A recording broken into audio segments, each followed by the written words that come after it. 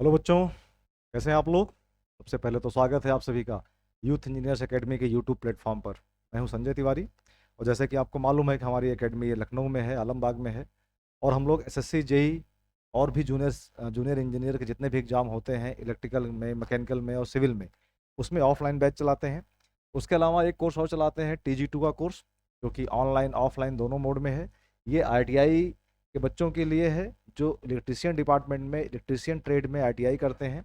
और different electricity department जितने भी हैं, चाहे यूपी का हो, UPPCL हो या अदर स्टेट के हों, उनके यहाँ जो इलेक्ट्रीशियन के पद आते हैं उसकी बच्चे तैयारी करते हैं। इस समय UPPCL का और UPRVUNL का पद आए हुए हैं।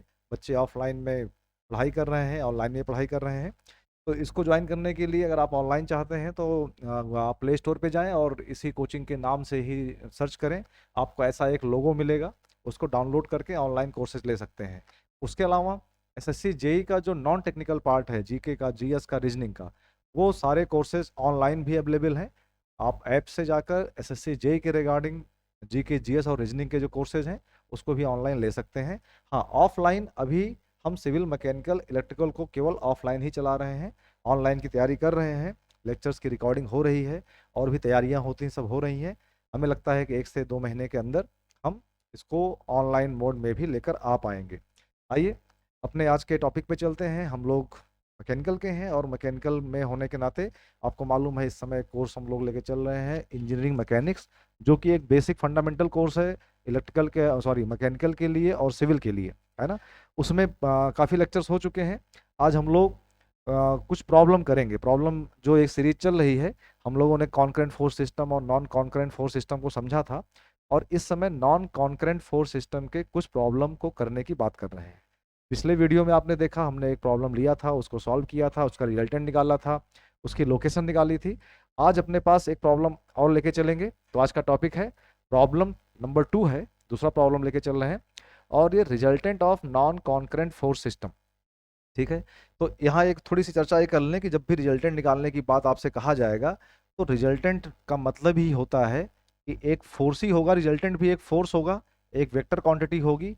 इसका मतलब उसमें कुछ बातें कंपलसरी हैं।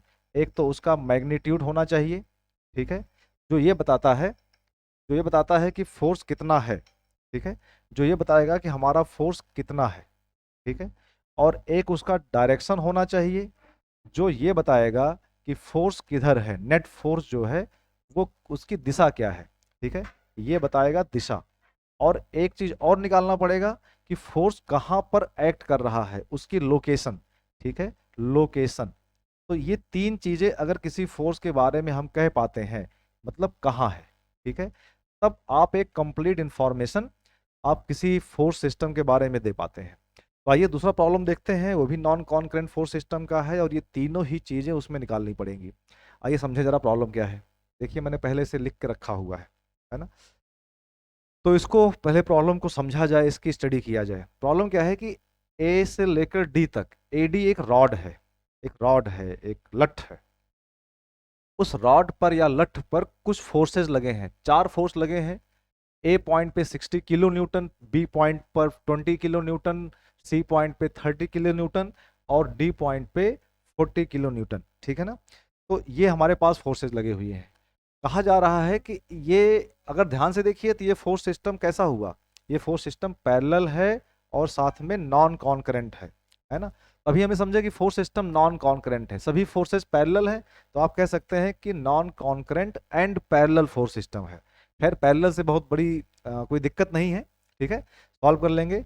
क्वेश्चन है कि find the resultant and its location from point A.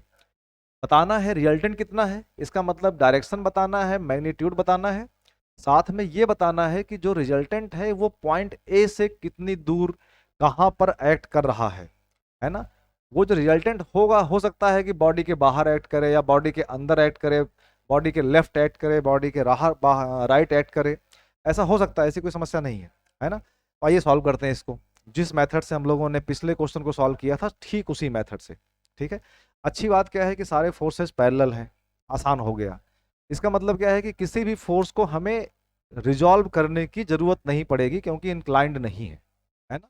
तो सीधे इस पे हम अपने सिग्मा FX और सिग्मा FY निकाल सकते हैं।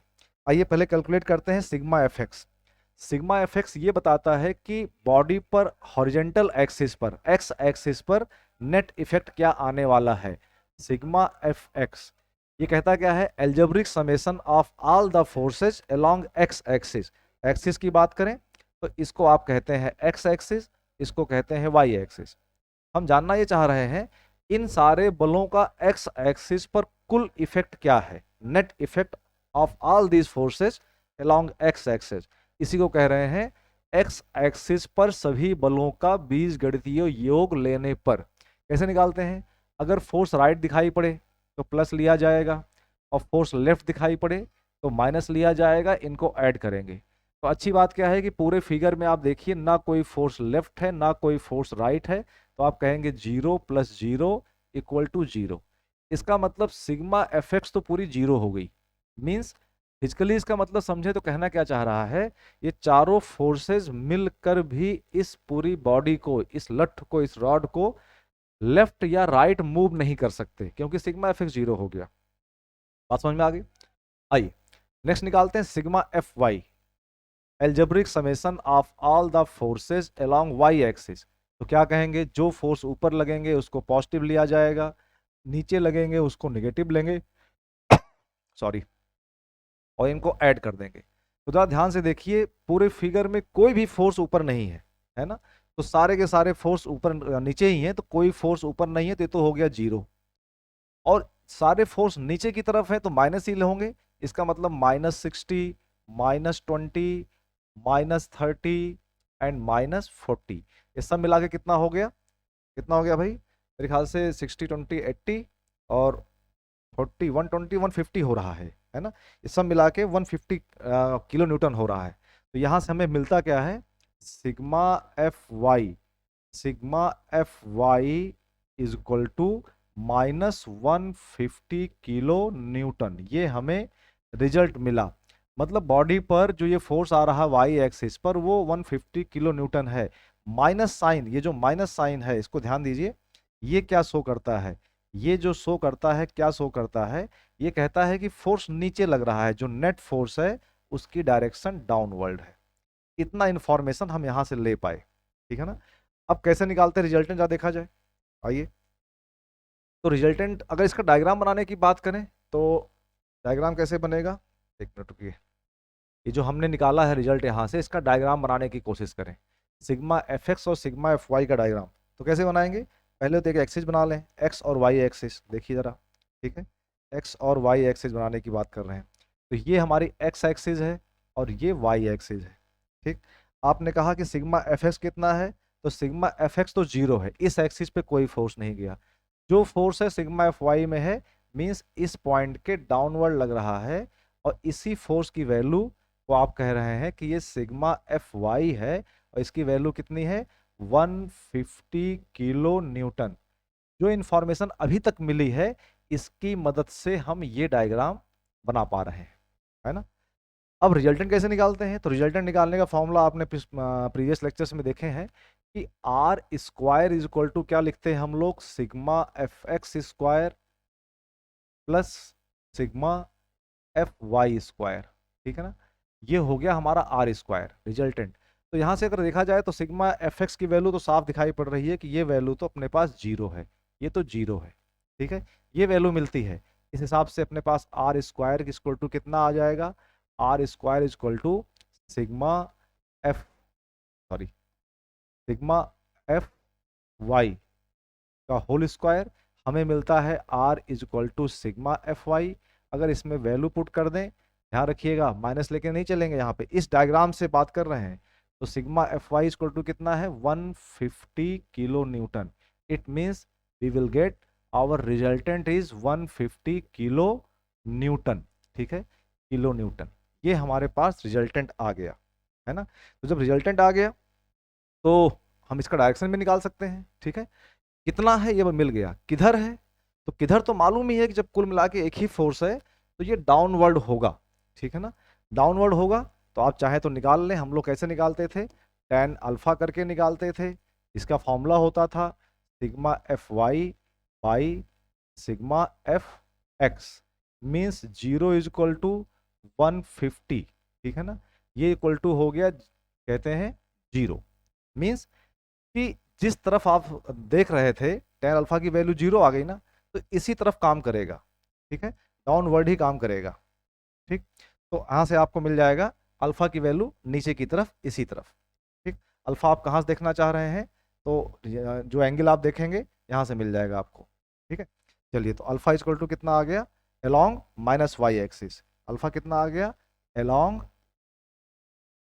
अलोंग माइनस वाई एक्सिस, ठीक है ना। तो इस तरीके से आपने फोर्स कितना है और फोर्स किधर है ये आपने निकाल लिया। एक मिनट रुकिए जरा। हाँ जी, तो फिर अब क्या काम बचा है, अब खाली काम ये बचा है कि इसकी लोकेशन निकालनी है पॉइंट ए से, कि ये पॉइंट ए से कितनी दूरी पर काम कर रहा है, ठीक है। अब ये तो क्लियर हो गया कि ये फोर्स जो रिजल्टेंट है वो भी 150 है और डाउनवर्ड ही काम कर रहा है। बस ये पता करना है कि ये इस लठ के इस तरफ है या बीच में कहीं है या उसके उस तरफ है, और जहां पर भी है उसकी पॉइंट ए से दूरी क्या है ना। तो आइए जरा देखा जाए, हमें हमें क्या मिल चुका है, हमें आर की वैल्यू मिल चुकी है, ठीक है। कितना है, 150 है, डाउनवर्ड है, ठीक। तो थोड़ा समझा जाए इसको, लोकेशन कैसे निकालेंगे। आपको पहले ही बात हुई है पिछले क्वेश्चन में, लोकेशन निकालने के लिए हम लोग वेरिग्नन थ्योरम का यूज करते हैं। आइए इसको पहले क्लीन कर दे थोड़ा सा बोर्ड को, ठीक है। चलिए, तो बोर्ड को क्लीन कर दें, हाँ, और सॉल्व करेंगे वेरिग्नन थ्योरम से, लोकेशन निकालना सीखेंगे।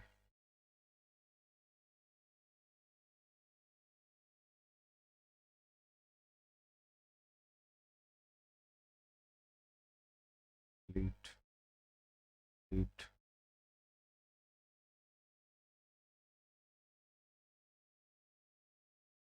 हाँ, सब डिलीट हो गया, मैदान साफ हो गया।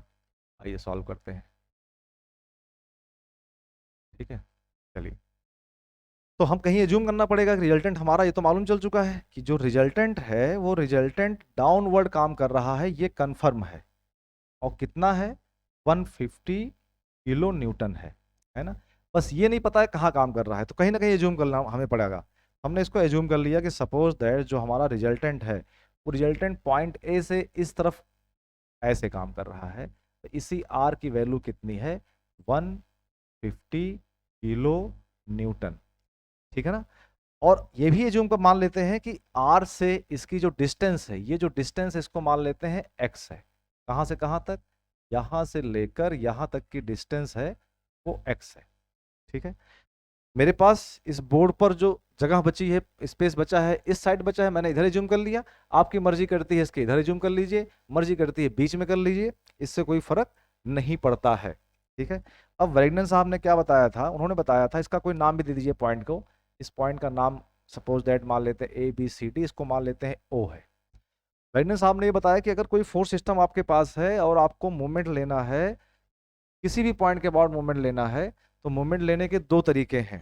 क्या तरीका है, अगर आप चाहते हैं कोई भी point A B C D O, कोई भी पॉइंट के अबाउट मूवमेंट लेना है, तो आप कैसे कर सकते हैं। जैसे मैं मान लीजिए लिखता हूं कि मुझे मूवमेंट चाहिए अबाउट पॉइंट ओ, मुझे मूवमेंट चाहिए अबाउट पॉइंट ओ। इसके दो तरीके हैं। एक तो उन्होंने कहा कि आप चाहो तो इंडिविजुअल फोर्सेज का मूवमेंट लो, जो 60 20 30 40 के हैं, ये सब बच्चे हैं, इनका बाप कौन है, ये आर है। उन्होंने कहा कि चाहे तो आप सारे बच्चों का इंडिविजुअल मूवमेंट लेके उसको सम कर दीजिए, या एक तरीका ये भी है कि क्योंकि चारों के बदले ये अकेला काम कर सकता है, तो रिजल्टेंट का मूवमेंट भी उस पॉइंट के अबाउट उतना ही आएगा। इसको मैं ऐसे कहता हूं कि बाप का मूवमेंट बराबर बच्चों का मूवमेंट। तो आप कह सकते हैं कि R into X is equal to, ये क्या हुआ, बाप का मूवमेंट। ये कौन है, ये बाप है, पिताजी है ना, किसके, इन चारों फोर्सेस के। और चाहे तो ऐसे मूवमेंट निकाल लें, मूवमेंट निकाल लें, एक्स को यहाँ पे ये वाला एक्स ना लिखें, कैपिटल एक्स कर दें, ज़्यादा सही रहेगा। रुकिए जरा, तो इसको, क्योंकि डिस्टेंस ये जनरल डिस्टेंस है, ठीक है, यहाँ लिख दे रहे हैं कैपिटल एक्स, ठीक है, कैपिटल एक्स। तो ये हो गया कैपिटल एक्स, ठीक है।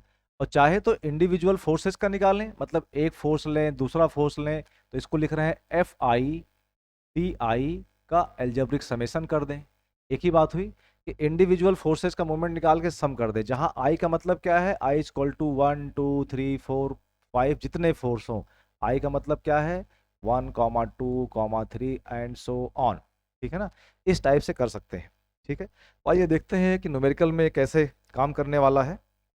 देखिए पॉइंट ओ के अबाउट मोमेंट ले रहे हैं, तो पॉइंट ओ के अबाउट मोमेंट लिया, रिजल्टेंट का मोमेंट क्या होता है, फोर्स। मोमेंट क्या समझा है हम लोगों ने, मोमेंट होता है फोर्स इनटू परपेंडिकुलर डिस्टेंस, ये हमने समझा है। तो डिस्टेंस कहाँ से, जहां से आप मूवमेंट चाह रहे हैं, जो एक्सिस ऑफ रोटेशन है, हम पॉइंट ओ के अबाउट मूवमेंट लेना चाह रहे हैं। फोर्स कहाँ लगा है, पिताजी कहाँ लगे हैं, उसी पर लगे हैं। तो उसी पॉइंट से क्योंकि रिजल्टेंट गुजर रहा है, तो रिजल्टेंट का उसी पॉइंट से डिस्टेंस क्या हो गया, 0। तो यहाँ क्या हो गया पहला काम, तो कि अगर हम मोमेंट अबाउट ओ देखने की बात कर रहे हैं इस सिस्टम में, इस फिगर में, तो आर तो है, आर कितना है 150, लेकिन डिस्टेंस कितनी है 0। तो पिताजी का मोमेंट तो हो गया 0। अब जरा देखना है कि बच्चों का मोमेंट कितना होगा, एक एक करके देखा जाए बहुत ध्यान से। ठीक है, मोमेंट क्या होता है, फोर्स इनटू परपेंडिकुलर डिस्टेंस।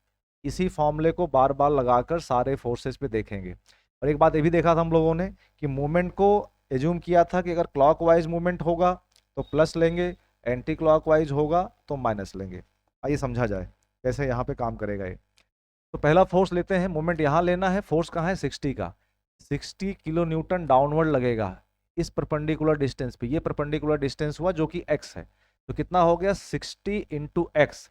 और कैसे घुमाएगा, तो आप कहेंगे इसको ये क्लॉकवाइज घुमाएगा, ये हो गया प्लस 60 इंटू एक्स। एक फोर्स का मोमेंट निकाल दिया, एक बच्चे का मोमेंट हो गया। दूसरा देखा जाए 20 इंटू ओ से लेकर बी तक कितना हो गया x प्लस 1। तो आप ये भी क्लॉकवाइज घुमाएगा, तो आप कहेंगे प्लस 20 इंटू एक्स प्लस 1। ऐसे ही अगर 30 पे जाए तो फोर्स डाउनवर्ड है, ओ से लेकर सी तक की डिस्टेंस परपेंडिकुलर डिस्टेंस है, तो डिस्टेंस कितनी दिखाई पड़ रही है x plus 1 plus 2, x plus 1 plus 2 कितना हो गया x प्लस 3। तो यहां आप क्या लिखेंगे 30 इंटू एक्स प्लस 3, ये हो गया, ये भी क्लॉकवाइज घुमाएगा इसको, ये भी क्लॉकवाइज घुमाएगा। और 40 को देखा जाए तो 40 फोर्स भी इसको क्लॉकवाइज ही घुमाएगा। डिस्टेंस कितना हो गया 40 into x plus 1 plus 2 plus 1, सब मिला के हो गया x प्लस 4। तो आप लिखेंगे प्लस 40 इंटू एक्स प्लस 4। ठीक है ना, इस तरीके से आपके पास एक इक्वेशन बन गई, ये वैल्यू 0 हो गई, ये पूरी वैल्यू कितनी हो गई 0। और इसको सॉल्व करेंगे तो आपको सॉल्व करने के बाद x की वैल्यू मिलेगी। ठीक है ना, x की वैल्यू मिलेगी। ध्यान रखिएगा x की वैल्यू पॉजिटिव भी हो सकती है, नेगेटिव भी हो सकती है। अभी इसका मतलब समझेंगे कि पॉजिटिव का मतलब क्या है और नेगेटिव का मतलब क्या है। ठीक है ना, ये बात अभी समझी जाएगी। ठीक, तो x की वैल्यू कितनी आ रही है देखिए, तो आप सॉल्व करके देखिए कितना आ रहा है, तब तक मैं भी देख लेता हूँ कैलसी में। ठीक, कि x की वैल्यू हमारी कितनी आ रही है। ठीक,